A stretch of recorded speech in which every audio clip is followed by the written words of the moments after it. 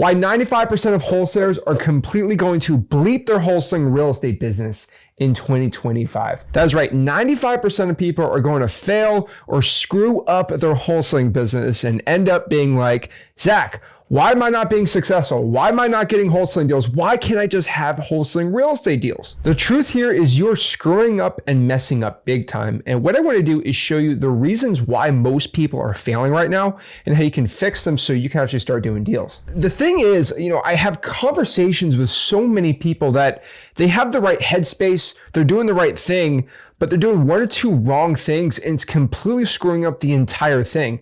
It's like if you add one piece of dirt in my bottle of water, it destroys the whole drink. So you have to do everything the right way here. And good news, it's an easy fix. Before we get into it, do me a favor, make sure you smash that like button, subscribe, and let's break this all down. So the first thing I think most wholesalers have wrong is just not knowing their numbers, or what we call your KPIs or key performance indicators. Now, I know this is very cliche you hear in the wholesaling space, but it's completely true. If you don't know your numbers, you don't have your pulse of what's going on, you don't know how anything's going, right? If you don't know how many calls you're making, how many offers you're making, how many people you're contacting, if you don't know how many cash buyers you have, or one of the worst ones is you don't even know how many follow-ups you have to do, you're screwed.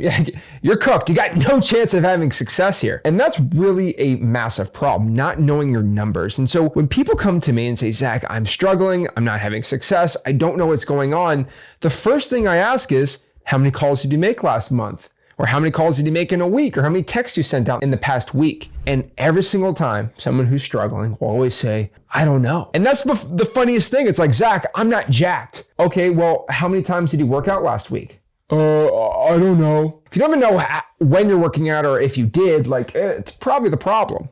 And the same thing about working out and getting jacked and doing wholesaling deals is it's all about the reps. You want to be good at basketball, it's like how many hours have you trained in basketball last week? And if it's 0, then we know you haven't even pushed the needle to even doing any deals. So the first thing is always know your numbers. And if you have X leads right, you use Ninja Mode right, you can just get your reporting. If you use like Mojo Dialer, you can go inside your Mojo Dialer and figure out how many calls you made, your contact rates, things like that. Now, most importantly, the numbers you should be looking at is number one, the calls you're making, how many texts you're sending out, your contact rate, that is a percent of how many people you call versus how many people pick up. So if you call 1,000 people and 100 people pick up the phone and say hello, that's usually a 10% contact rate. If you're doing text blasting, you should know how many texts you're sending out, how many people are replying back to your texts.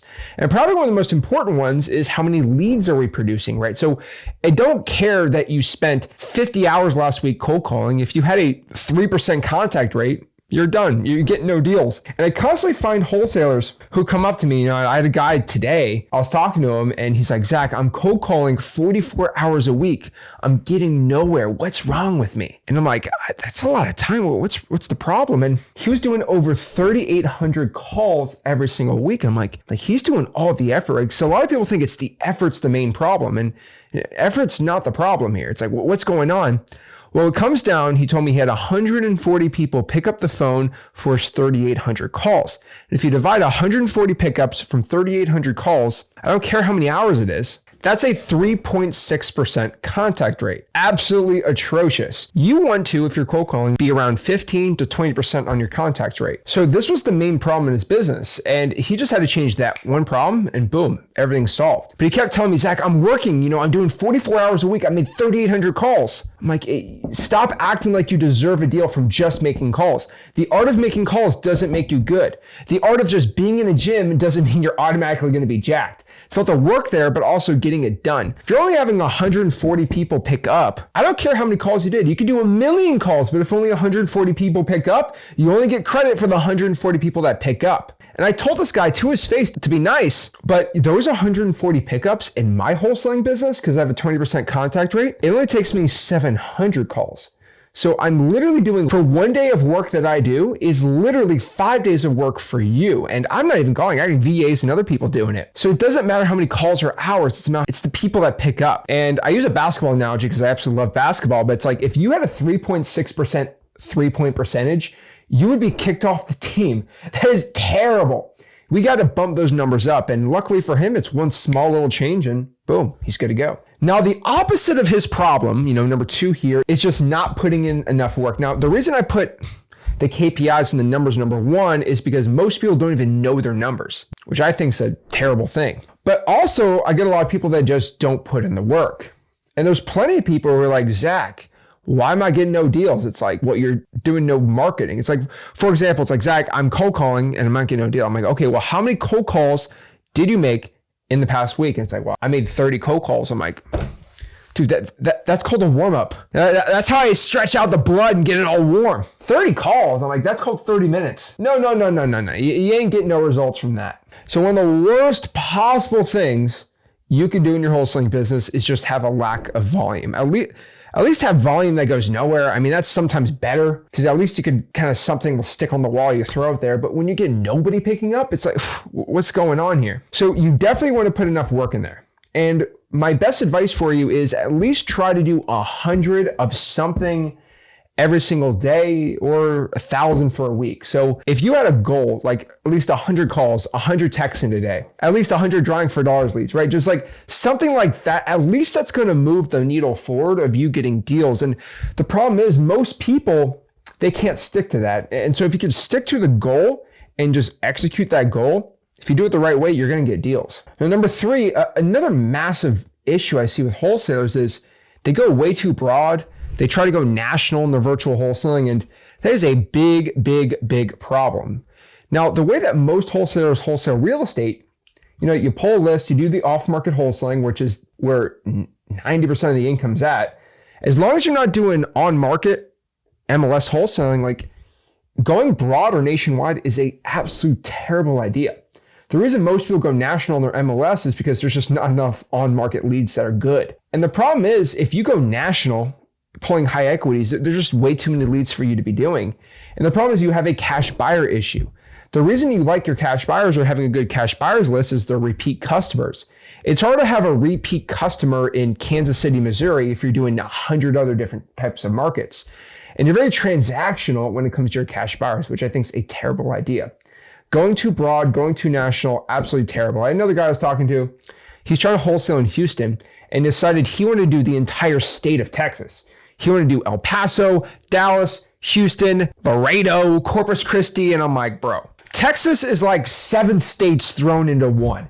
It's like you do wholesaling in 7 states. That's a terrible idea. Real estate investing, honestly, real estate in general is extremely market specific. Wholesaling real estate in Dallas is completely different than wholesaling real estate in Fort Worth. You might have some buyers overlapping, but where deals will sell and not sell are completely different, especially in Houston. And so if you can get more niched out, you're going to end up getting better results. And what I told the guy, like if you're in Houston, I'd stick to north, but probably my favorite is like western part of Houston, even Katy, Texas out there.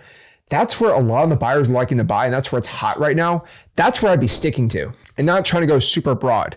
The riches truly are in the niches in a market, but also with your wholesaling lists, like probates, code violations, right? Lists are harder to get. Drawing for dollars is one of my favorites. Like if you get more niched out with your marketing, you're going to end up getting better results than trying to call 50,000 people and you can't even reach that. Number 4, again, this is something I see so many people failing with, but they're using OPA. And you might be like, Zach, what in the world is OPA? Well, OPA stands for other people's advice. So a lot of real estate guys like saying OPM, other people's money, right? And this is kind of my play on words with that. But a lot of wholesalers like to take everybody's advice.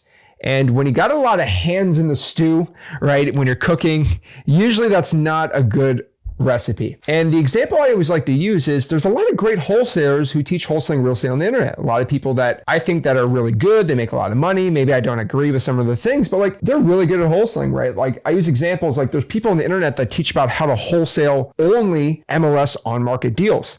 I personally don't agree with that, but I know these people and they're making hundreds of thousands, if not millions of dollars a year doing it. Like they're verified HUDs. So I'm not going to say they're a scammer or a terrible person.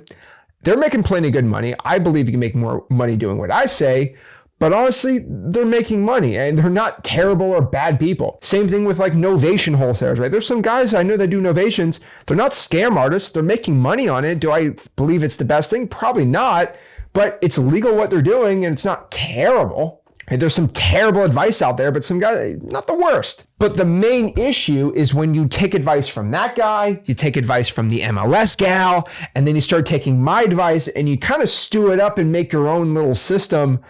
Woo, that's like putting anchovies on a cake and then putting ketchup on that thing. Like, ketchup with hot dogs are absolutely amazing. Anchovies, they don't taste good. But putting sugar on cake, go ahead. But when you mix things up, it's like, ew. And that's kind of the stew that you're making, right? You're throwing things that are really good by themselves or could be paired with other things better. And you're throwing in my little pot here, right? Maybe if I have cake and you put ketchup on it, that is going to be disgusting. Put ketchup on some French fries, cha-ching. And I see a lot of people taking other people's advice about wholesaling and then putting it with my stuff, and it's not working. And the thing is, my way of wholesaling is very specific. My way of wholesaling is the most popular way of wholesaling, right? Because I have the most students in the country at freewholesaling.com. If you count all 5 of my YouTube channels, right, we get the most views and subscribers per month. And so most people take my advice and use it. But when you take my advice and you put other people's opinions in there, then it kind of doesn't mix well. So I'd say is if you're going to use someone else's advice, go all in on what they have to say. And if you're going to go all in on what I have to say, use all in on what I say here. When you mix and match, it's a recipe for disaster. I see some people, they use these crazy like off-brand softwares in wholesaling for what I do, and sometimes it doesn't mix, right? Some people use MLS software. With my system is very, very specific of if you use the right tools. I use a lot of free tools, some paid, it'll work really well. And I think one of the worst offenders of following other people's advices, and I'm not specifically calling anyone out because this is just an industry thing, but I see a lot of wholesalers who are starting out that they'll take somebody else's advice because maybe they're charismatic or maybe they're making a lot of money. But what they're doing is they're following their free advice on YouTube, Instagram, TikTok, whatever. And the problem is this person has a paid $30,000 a year program. And the point is to funnel those free people into the paid program. And you can't have a paid program if you give all your advice for free. So what they do is they'll give you a 10-step program, leave step 3, 7, and 9 out, put it inside the paid program, give you step 1, 3, and 6, and say, hey, this is how you wholesale, but if you want the other steps, you gotta be my paid program. And what you do is you try to play like Clue or Detective.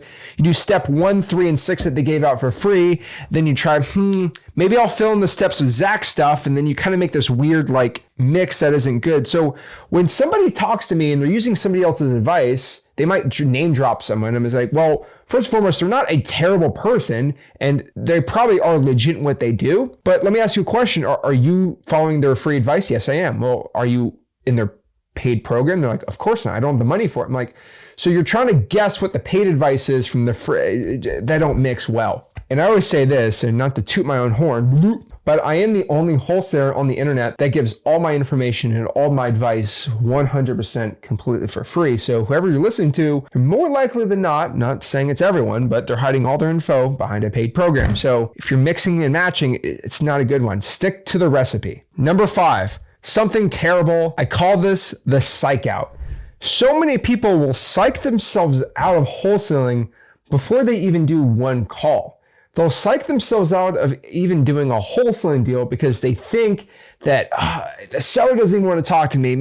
I'm not their best solution, or I'm not really the right person for the seller. It's just utterly embarrassing. Stop psyching yourself out. The truth here in wholesaling real estate is you are the best solution if they do want a cash offer. You can buy the property with your cash buyer. Cash buyers want to deal with you. When you tell yourself that you can't do it over the phone call, you're most likely not going to do it. So if you don't believe you can do this or you give yourself excuses, you're never going to get anywhere. So believe you can do it and actually do it. Number 6, 0 connections or 0 community.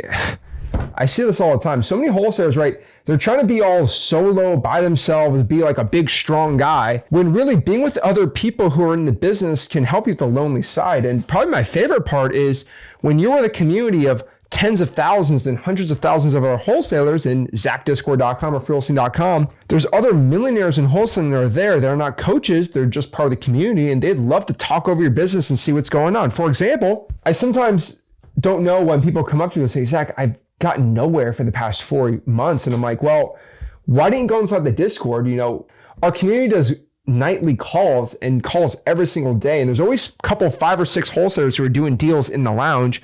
We hop on and talk to these people for free. It's like, well, they're not you. I'm like, Yeah, but John over here is making $400K a year and he loves to give good advice and connect with people. When you try to go in this business alone, it's a terrible idea. And it's the reason I made ZachDiscord.com and freewholesaling.com, all these communities, because like when I started, I was very lonely. It'd be nice to have somebody kind of go over my deal or shoot something over the bow and see ideas. It's truly what a free mastermind is all about. So you check out the Discord, right? It's ZachDiscord.com, and the community is freewholesaling.com with the course in it. Number 7, not marketing to at least one niche list or maybe even a niche marketing channel per month. Now, I always say this because I try to be funny, but it's also completely true. It's like, how many cold calls of the arrest record list have you done the past month? And usually when somebody who's struggling, they're always going to say no. The truth is you're not doing it because either you're scared, you don't think you can do it, or you just haven't thought about it. And the problem is when you go tell me, Zach, my market's too saturated. That's not a reason I'm saying why wholesalers fail. The reason why wholesalers fail is they will always try to go super broad and they'll never niche out what they need to do. Riches are in the niches. Hey, here's another one. How many email blasts do you send out every single day? Because in freewholesaling.com, I have a course called My Email Offer Generator System, where I teach you for free. So stop using money as an excuse. This is completely for free, how you could send over 1,000 emails per day to motivated sellers. Now you might be like, really? And my reply is always, yeah. Like, think about this. You could send 30,000 emails a month that get directed to an inbound call from your phone. So you can email 30,000 people, and if they look at it and they want your cash offer, they will call you and you get inbound leads. No calling, no texting. It's all in there. And you just use X Leads for the skip trace and get 1,000 free skips at X Leads. It's like, why aren't you doing this? And that's another niche marketing channel probably haven't heard of. So go to freewholesaling.com, check it out. Now, number 9 here, again, this is analysis paralysis. I cannot stress how many times people stress out over this, but it's like, stop overthinking this. Seriously. You're overcomplicating everything again. You make money by marketing your sellers, locking up the contract, and selling it to a cash buyer. You being in this constant state of, oh my gosh, what should I do? This is why you're failing. This is why you're getting nowhere right now, because you don't start. So the best way to start is by picking up that phone and getting to work. And 10, last but not least, just overcomplicating everything. Now, most people, they overcomplicate cash buyers. It's like, stop complicating it. Your cash buyer wants to buy real estate deals. Stop being scared to talk to them. Your sellers, they want to sell the property for cash. Stop overcomplicating it. Oh, how much should I offer? Well, figure it out. I'd use my AI comping software. I'd use my offer generator, which will help you out with comps too, in freewholesaling.com with AI, completely free. Stop overcomplicating that. Well, what offer should I give? Well, the AI offer generator will give you exactly what the offer should be. What list should I pull? Freewholesaling.com, any niche list would be good. I actually give you free government lists and I'll skip trace them for you absolutely for free. What about my cash buyers? You can JV with anyone on freewholesaling.com, and also you can go on Facebook and find a ton of buyers for free, or go to Zillow or get buyers for free on X Leads. It's like everything you're complicating, you can just get solved like that. So it's all, again, in your head. And the game is to conquer the man in the mirror, not the man that you think's out there trying to steal your deals. It's all about you. So if you can make a systemized plan on talking to sellers, getting them locked up without overcomplicating it, and finding cash buyers, you're gonna make a ton of money in this business. So guys, do not screw up your wholesaling business. Avoid these 10 mistakes and you will have success wholesaling real estate. Guys, if you got any value from this video, do me a favor, make sure you smash the like button, subscribe, go to freewholesaling.com, my free wholesaling course, and I'll see you soon. This is Zach signing out. Have a blessed one.